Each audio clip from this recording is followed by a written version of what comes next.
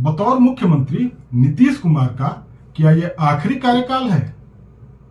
बिहार की सियासत में बीते 2 दशक से शीर्ष पर काबिज और अपरिहार्य बन चुके नीतीश कुमार का सियासी सफर क्या चुनाव बाद थम जाएगा? क्या उनकी राजनीतिक पारी खत्म हो जाएगी या चुनाव बाद भी वे मुख्यमंत्री बने रहेंगे? हालांकि इन सवालों का जवाब तो समय देगा, लेकिन ये सवाल जहां से पैदा हुए हैं वहीं से इनके जवाब भी ढूंढने की कोशिश की जा सकती है। और कल क्या हो सकता है इसका एक संभावित आकलन किया जा सकता है। संभावित इसलिए क्योंकि सियासत में अस्थायी और निश्चित कुछ नहीं होता, न कोई दावा और न ही कोई वादा। यहां बात और बाजी पल भर में पलट जाती है। चुनाव बाद नीतीश कुमार के लिए बड़ी चुनौती अपनी पार्टी यानी जेडीयू को साधे रखना भी होगी।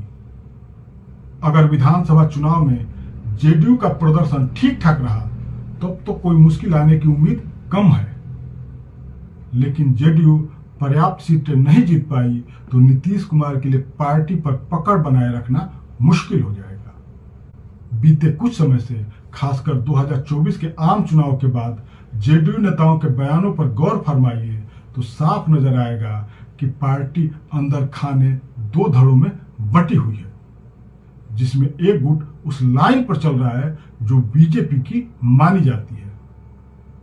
याद कीजिए, जेडीयू के कद्दावर नेता राजीव रंजन उर्फ ललन सिंह का वह बयान जिसमें उन्होंने कहा था कि अल्पसंख्यक यानी मुसलमान नीतीश कुमार को वोट नहीं देते हैं।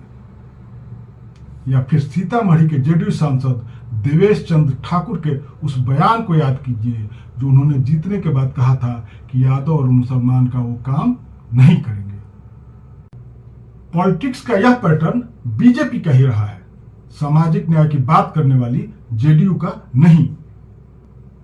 बीजेपी के साथ मिलकर सरकार चलाने के बावजूद नीतीश कुमार की कोशिश हमेशा यही रही कि उनकी और उनकी पार्टी की छवि मुस्लिम या अल्पसंख्यक विरोधी न हो। लेकिन पार्टी नेताओं के ऐसे बयान बता रहे हैं कि पूरी पार्टी नहीं तो पार्टी के कुछ नेताओं का झुकाव तो जरूर बीजेपी की तरफ हो रहा है।